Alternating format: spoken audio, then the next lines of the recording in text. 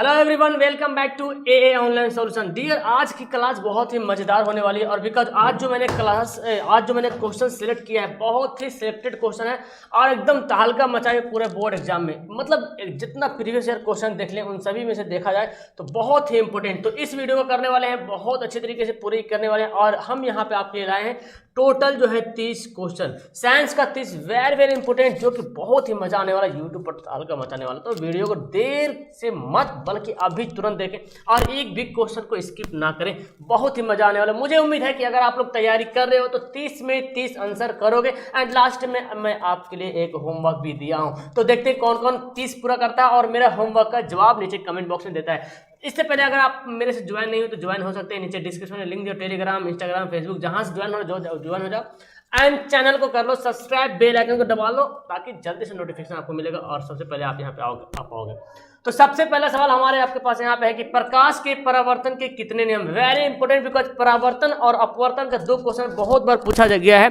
कि प्रकाश के परावर्तन के कितने नियम है, प्रकाश के अपवर्तन कितने नियम है ना, यानी कि रिफ्रैक्शन ऑफ लाइट और रिफ्लेक्शन ऑफ लाइट। तो दोनों के 2 नियम है, प्रकाश के परावर्तन के भी 2 नियम हो जाएगा और प्रकाश के अपवर्तन के भी 2 नियम है, ठीक है ना। यानी कि एक भी क्वेश्चन इसमें मिस्टेक नहीं होना चाहिए, दोनों का 2 नियम है, प्रकाश के परावर्तन के भी 2 नियम और प्रकाश के अपवर्तन के भी 2 नियम।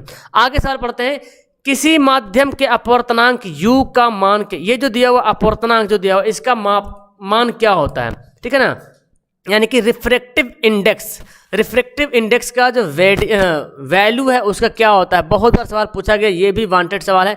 तो आपको पता है sin i बटा sin r है ना, जिसको क्या बोला जाता है, जिसे स्नेल का नियम भी बोला जाता है, ठीक है ना, स्नेल का नियम भी बोला जाता है। इस बात को आप याद रखना है, ठीक है, स्नेल का नियम बोलता है sin i बटा sin r। क्लियर है, तो बहुत इंपॉर्टेंट। आगे बढ़ते हैं जी, दाढ़ी बनाने में कौन सा दर्पण प्रयुक्त होता है। बहुत ही इंपॉर्टेंट, एकदम टॉप का सवाल, एकदम एग्जाम में टपकना है सवाल। Which mirror is suitable for shaving या which mirror is using for shaving. कौन सा दर्पण उपयुक्त है दाढ़ी बनाने में, समतल दर्पण, उत्तल दर्पण, अवतल दर्पण, इनमें से कोई नहीं। तो क्या हो जाएगा, अवतल दर्पण, ठीक है ना, यानी कि कनकेव मिरर। ऑप्शन नंबर क्या होगा, सी, बिल्कुल राइट आंसर हो जाएगा। तो चलते हैं नेक्स्ट सवाल की ओर। अगला सवाल यहाँ पे देखिए क्या बोलता है, मानव नेत्र मानव नेत्र पर जो है वस्तु का प्रतिबिंब निम्न में से किस भाग पर बनता है। यानी कि जो आंख है, मानव का जो आंख है वहां पे जो फोटो बनता है, प्रतिबिंब बनता है, वो किस भाग पे बनता है, किस पार्ट पे, कॉर्निया पे बनता है या आइरिस पे बनता है या रेटिना पर या पुतली पे बनता है। तो आपको पता है मानव नेत्र में जो फोटो बनता है, जो प्रतिबिंब बनता है, वो कहाँ बनता है, रेटिना पे बनता है। क्या बनता है, रेटिना पे बनता है। ओके, इसको दृष्टि पटल भी कहा जाता है, हिंदी में दृष्टि पटल कहा था, ठीक है ना, हिंदी में कहा बोलते हैं, दृष्टि पटल बोलते हैं। और कॉर्निया जो देखे, कॉर्निया जो आंखों का दान करने में कॉर्निया का इस्तेमाल किया जाता है। आइरिस जो आप देख रही है, आंखों का रंग होता है जो हरा, पीला, लाल, गुलाबी जो भी होता है ना। और पुतली तो जानते हैं प्रकाश के अमाउंट को कंट्रोल करता है, प्रकाश के अमाउंट को कंट्रोल करता है पुतली, तो इस बात को आप याद रखें। और आइरिस जो है पुतली को कंट्रोल करता है और पुतली जो है लाइट को कंट्रोल करता है, ठीक है ना, ये सब बातें आपको याद रखना है।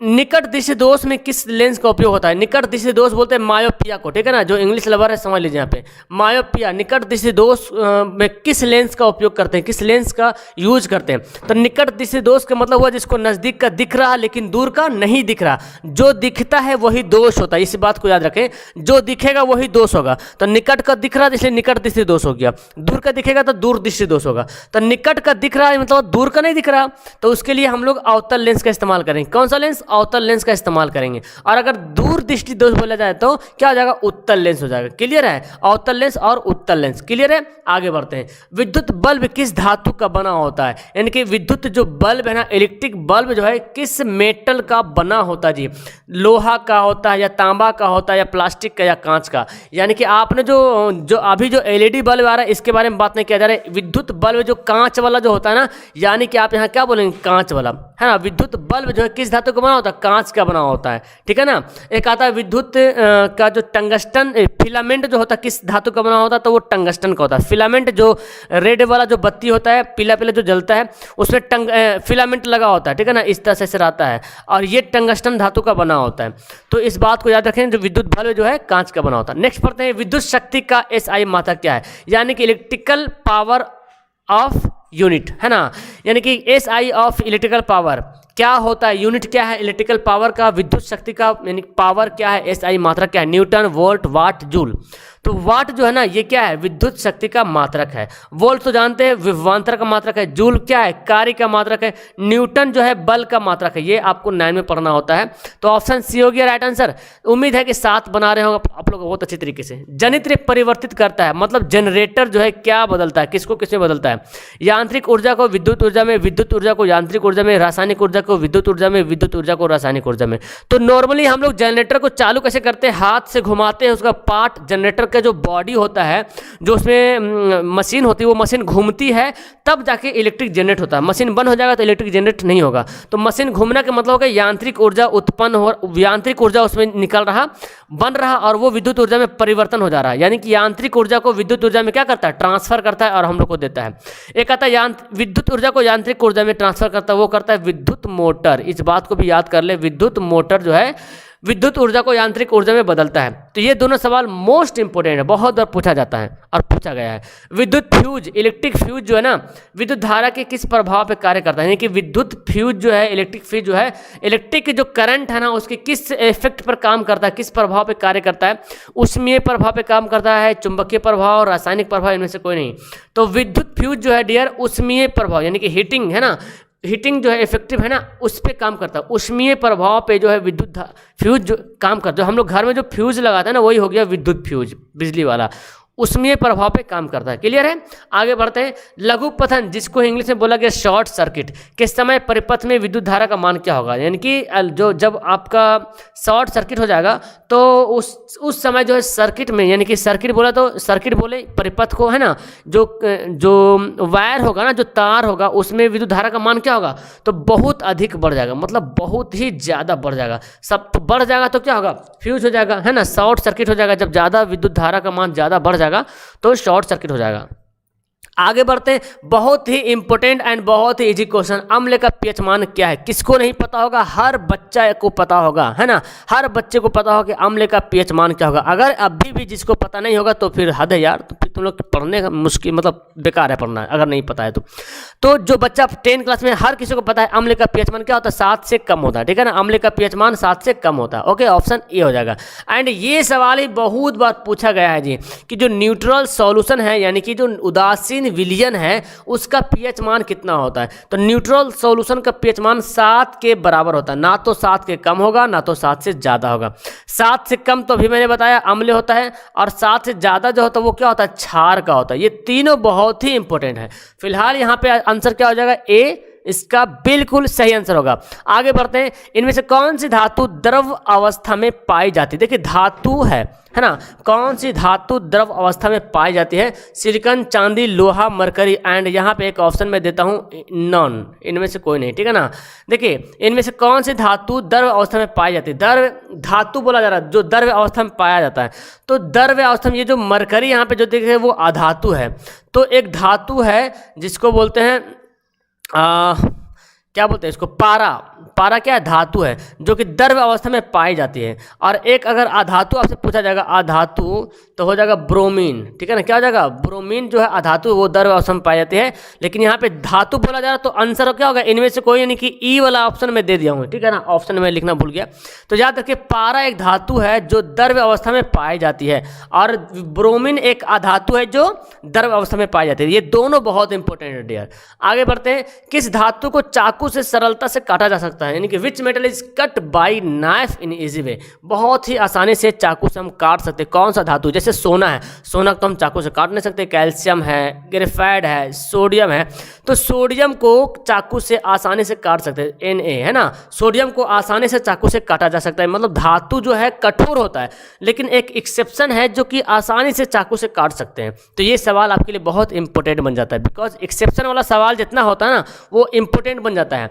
ऑक्सीजन के 2 परमाणुओं के बीच कितने आबंध पाए जाते हैं। ऑक्सीजन के 2 परमाणुओं के बीच, ये जो ऑक्सीजन है ना O2, इसके बीच जो है ना डबल बॉन्ड पाया था। क्या बॉन्ड, ये जो बॉन्ड है ना यही बोला गया आबंध है ना। कितने बॉन्ड होते हैं, तो 2 बॉन्ड होते हैं। ठीक है, याद रखिएगा ऑक्सीजन के 2 परमाणुओं के बीच डबल बॉन्ड होता है, और हाइड्रोजन के परमाणु के बीच 1 बॉन्ड होता है। हाइड्रोजन के परमाणु के बीच जो होता है वो कितना बॉन्ड होता है, 1 बॉन्ड होता है। ओके, इसी तरह से अगला सवाल आ जाता है, नाइट्रोजन के दो परमाणु के बीच कितने आबंध होते हैं। नाइट्रोजन के बारे में बात की जा रही है, अभी बात किया था ऑक्सीजन के बारे में।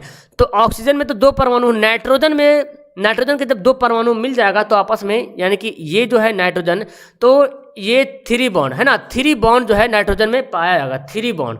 ऑप्शन क्या हो जाएगा इसका, सी बिल्कुल राइट आंसर हो जाएगा। नेक्स्ट पढ़ते हैं जी, ग्लूकोज का रासायनिक सूत्र क्या है। बहुत इंपॉर्टेंट, आपने सूत्र याद किया, ग्लूकोज, चीनी, बहुत कुछ का सूत्र याद किया, फॉर्मूलेज याद किए हैं। तो ग्लूकोज का रासायनिक सूत्र यहाँ पे बहुत इंपॉर्टेंट बनता है। देखिए ऑप्शन है C2H5OH, C2H12O6, C6H6O6, C6H6। तो यहाँ पे क्या हो जाएगा, C6H12O6, ये है ग्लूकोज का रासायनिक सूत्र। इस सूत्र को आपको एकदम गांठ बांध के रख लेना है, बहुत इंपॉर्टेंट है। और चीनी का भी सूत्र आपको पता होगा। आगे बढ़ते हैं, बेंजीन का अनुसूत्र क्या है, ये भी बहुत बार पूछा गया है।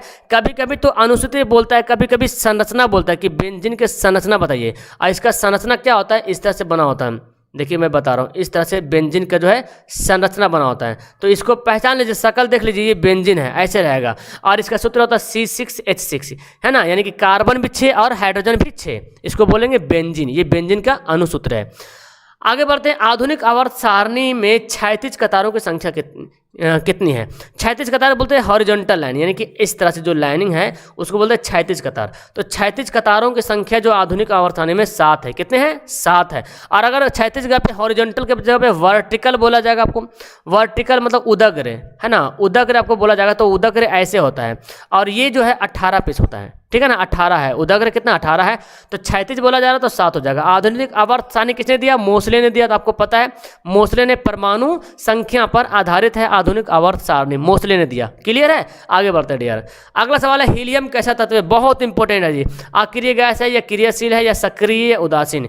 अक्रिय मतलब भी, क्रियाशील के मतलब भी एक्टिव, और सक्रिय का मतलब भी एक्टिव होता है, ठीक है। और न्यूट्रल मतलब उदासीन होता है। तो हीलियम जो है अक्रिय गैस है। क्या है, हीलियम अक्रिय, मतलब कि ये किसी से क्रिया नहीं करता है। हीलियम गैस किसी से क्रिया नहीं करता है, इसको बोला गया अक्रिय गैस, यानी कि अक्रिय तत्व है। इसके अलावा और भी बहुत सारा अक्रिय गैस है, आपको पता होगा। आगे बढ़ते हैं, वृक्क, मनुष्य के वृक्क की रचनात्मक एवं क्रियात्मक इकाई को क्या कहते हैं। What is the creative and functional unit of man's kidney, यानी कि मानव का जो किडनी है, जो वृक्क है, उसके रचनात्मक और क्रियात्मक इकाई को क्या कहेंगे। वृक्क नालिका, या न्यूरॉन, एक्सॉन, नेफ्रिडिया। तो क्या बोलेंगे, न्यूरॉन बोलेंगे। क्या बोलेंगे, न्यूरॉन बोला जाता, ठीक है ना। वृक्क की रचनात्मक एवं क्रियात्मक इकाई को सॉरी, न्यूरॉन ने यहाँ पे गलती लिखा हुआ है, नेफ्रॉन बोलेंगे। नेफ्रॉन, क्या बोलेंगे, नेफ्रॉन बोला जाता है, ठीक है ना। यहाँ पे शायद ऑप्शन ही नहीं दिया हूँ। नेफ्रेडिया कुछ अलग है, वृक्क नालिका अलग है। न्यूरॉन क्या होता है भाई, न्यूरॉन जो होता है वो तंत्रिका तंत्र, है ना, तंत्रिका तंत्र की रचनात्मक और क्रियात्मक इकाई है। तो यहाँ पे आंसर क्या हो जाएगा, न्यूरॉन हो जाएगा। इनमें से कोई नहीं समझो, या तो बात याद रखो कि मनुष्य के वृक्क की रचनात्मक और क्रियात्मक इकाई को नेफ्रॉन बोलेंगे। क्या बोलेंगे, नेफ्रॉन बोला जाता है। और जो न्यूरॉन जो लिखा हुआ है, ये है तंत्रिका तंत्र की रचनात्मक और क्रियात्मक इकाई। क्लियर है, ओके।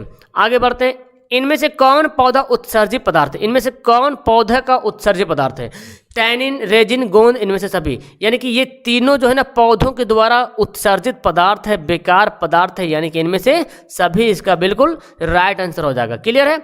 अगला सवाल पढ़ते हैं, एंड्रोजन क्या है। बंदा इसमें फंस जाता है, बिकॉज एंड्रोजन के जगह पे बंदा एस्ट्रोजन समझ लेता है ना। एस्ट्रोजन अलग है और एंड्रोजन अलग है। एस्ट्रोजन जो है वो मादा हार्मोन है, और एंड्रोजन जो है वो नर हार्मोन है।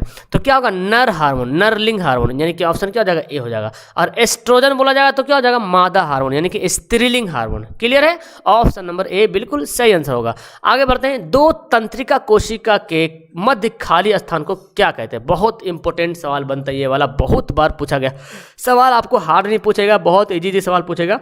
तो इस सवाल को देखिए, दो तंत्रिका कोशिका के मध्य खाली स्थान को क्या बोलेंगे, सिनेप्स से बोलेंगे। क्या बोला जाता है, सिनेप्स से बोला जाता है। क्लियर है, ऑप्शन बी इसका राइट होगा। आगे बढ़ते हैं, ऑक्सिन क्या है डियर। ऑक्सिन, तो ऑक्सिन एक हार्मोन है जो कि पौधों में पाया जाता है। क्या है, एक पादप हार्मोन है। क्या है, ऑक्सिन जो है एक पादप हार्मोन है। क्लियर है, ऑप्शन क्या हो जाएगा, ए बिल्कुल राइट आंसर होगा।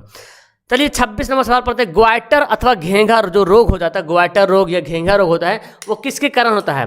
देखिए ऑप्शन देखिए, चीनी की कमी से होता है, या आयोडीन की कमी से, या रक्त की कमी से, या मोटापा। तो घेंघा जो रोग होता है वो आयोडीन की कमी से, है ना। बोलते हैं ना, आयोडीन युक्त नमक खाइए, नहीं तो घेंघा नहीं हो, घेंघा हो जाएगा। तो आयोडीन की कमी से ग्वाटर रोग या तो घेंघा रोग हो जाएगा। इसको गल फुलवा इस तरह से बोला जाता है, जो गला फूल जाता है। ओके, ऑप्शन क्या होगा? बी राइट आंसर होगा। आगे बढ़ते हैं। शुक्राणु बनता है, देखिए डियर बहुत ही इंपॉर्टेंट, स्पर्म जो है कहाँ बनता है? वृषण में बनता है या मूत्राशय में बनता है या गर्भाशय में बनता है या अंडाशय में बनता है? शुक्राणु कहाँ बनता है? तो शुक्राणु बनता है वृषण में। कहाँ बनता है? वृषण में। ऑप्शन नंबर ए बिल्कुल सही आंसर हो जाएगा। उम्मीद है कि अभी तक 27 में 27 बना रहे हैं आप लोग। अगला सवाल यहाँ पे है, पुष्पों में लैंगिक जनन किसके द्वारा होता है? देखिए ऑप्शन क्या बोलता है, पत्तियों के द्वारा होता है, तने के द्वारा होता है, या फूलों के द्वारा होता है, या बीजों के द्वारा होता है। ठीक है, पुष्पों में लैंगिक जनन किसके द्वारा होता है? तो इस सवाल का राइट आंसर होगा फूलों के द्वारा होता है। ठीक है, पुष्पों में लैंगिक जनन जो होता है वो फूलों के द्वारा होता है। इस सवाल का ऑप्शन नंबर सी बिल्कुल राइट आंसर हो जाएगा। आगे बढ़ते हैं।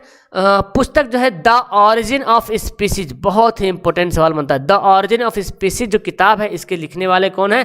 वाइसमैन, लैमार्क, चार्ल्स डार्विन, इनमें से सभी। तो चार्ल्स डार्विन जो है इसके राइटर हो गए। ऑप्शन नंबर सी बिल्कुल सही आंसर होगा।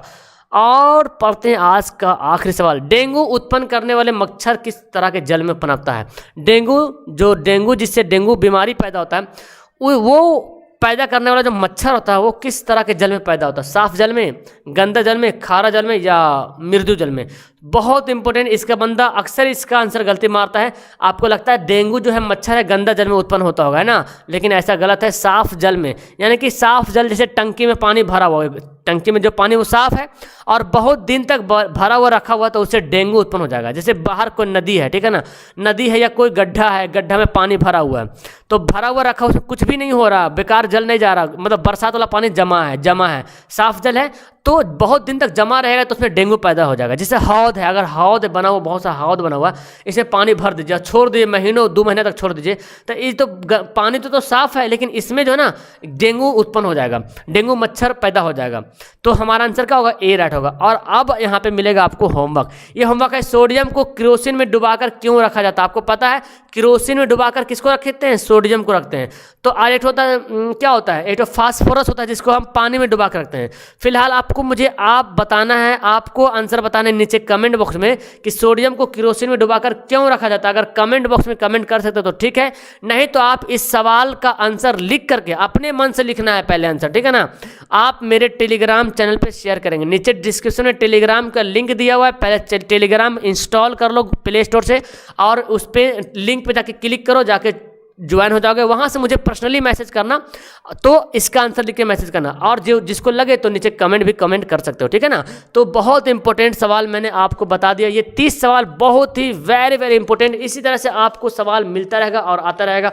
तो कैसे लगी आपको ये क्लास, कैसे लगी ये वीडियो, आपको कैसे लगी नीचे कमेंट करना मत भूलना। और हाँ, होमवर्क तो कमेंट करना बहुत जरूरी है, इसके साथ ही बताना कि क्लास कैसी लगी। ओके, फिलहाल वीडियो क्लास करते हैं। जो पहली बार चैनल पर विजिट किए हो, वीडियो को लाइक करना है एंड चैनल को सब्सक्राइब करना है, अपने दोस्तों को शेयर जरूर करना है, बिकॉज आप जब लाइक करोगे वीडियो को तो ऑटोमेटिक दूसरे पास शेयर हो जाता है। तो अगर आप नहीं भी शेयर करते तो लाइक जरूर करें ताकि दूसरे को हेल्प मिले। Okay, that's all, thank you everyone, bye.